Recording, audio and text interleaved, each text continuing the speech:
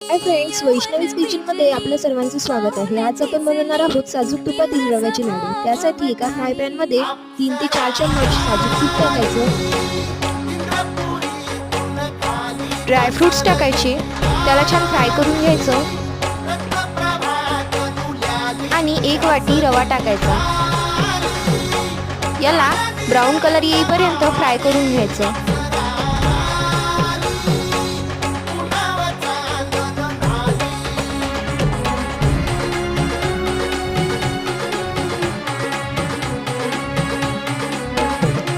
एक चम्मच वेलची पावडर टाकायचं,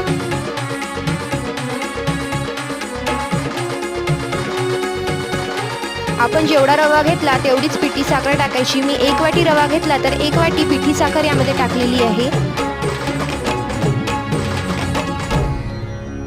याला मिक्स करायचं आणि यामध्ये 1 वाटी